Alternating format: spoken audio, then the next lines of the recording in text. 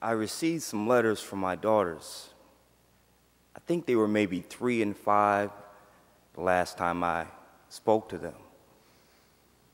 I heard from them on the phone. When they did write me, they were 13 and 15, so I hadn't heard from them in 10 years.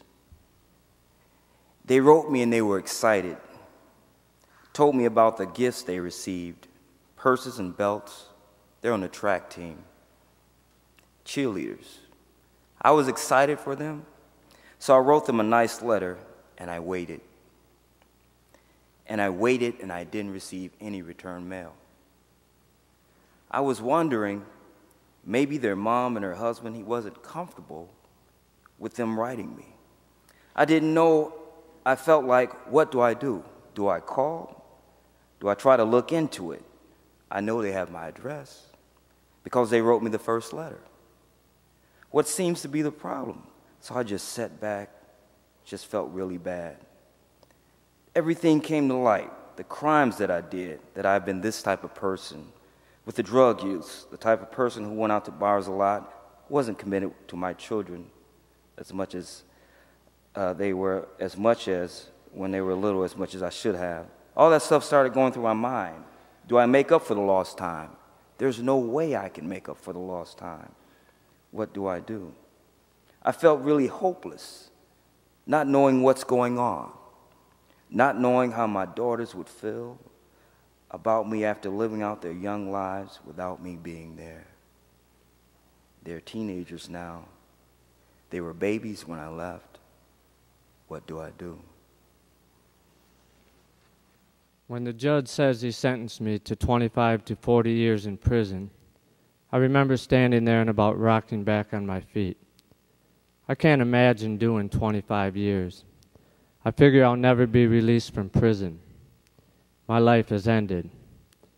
What do I do? The guard puts me in the cell and yells at the guy beside me, just really lashes out at him, and then slams my door shut in my face. And I think this is the first heavy door slamming of many, many, many more to come. What do I do?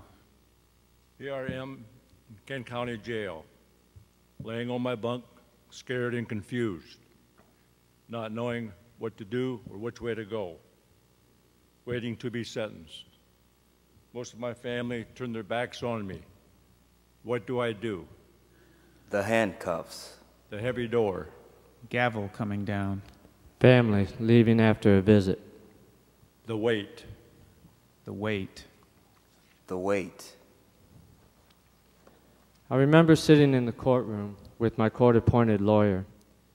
I'd just been convicted of my crime, and the victims had given their impact statement. My family was in the courtroom to support me. I fully expected a lighter sentence because of the circumstances of the crime and the role that drugs and alcohol had played in it. It wasn't an intentional act, but it was an act that I did, and I freely pled guilty. When the judge says he sentenced me to 25 to 40 years in prison, I remember standing there and about rocking back on my feet. I can't even imagine doing 25 years. I figure I'll never be released. My life had ended. The finality of it was just overwhelming. As they were taking me out of the courtroom in handcuffs, I remember looking back at my family and seeing the sadness on their faces. I didn't know how that would ever change to joy. I've just gone through processing at quarantine, my first day there. I've come from Kent County Jail, and I'm finally in prison with a sentence I know I'll have to serve 3 years of, but I'm not sure how much of the 15-year sentence I have to serve.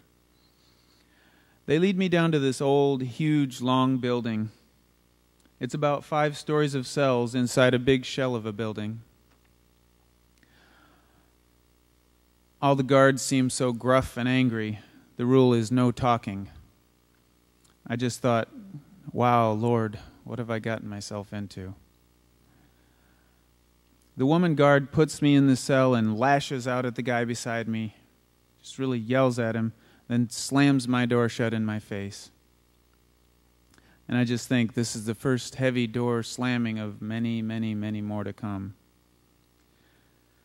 Then as it gets closer to nighttime, I'm lying on my hard bunk, looking out through the rusty bars, through the dingy old factory-style windows. It's a nice day outside, but barely any of the light is shining through. Different prisoners in there, you can hear them yelling out. One of the guards, his nickname is Spider-Man because he likes to climb up the sides of the building trying to catch people smoking. He yells out, "If you blankety-blanks don't shut up, I'm going to give you a blankety-blank ticket."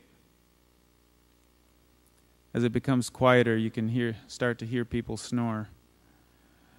Deep loneliness, guilt, shame, and sorrow sets in. I just poured my heart out to God and cried. I missed my family. That was my first night in prison. I got a letter from my son putting me down, and also one from my wife.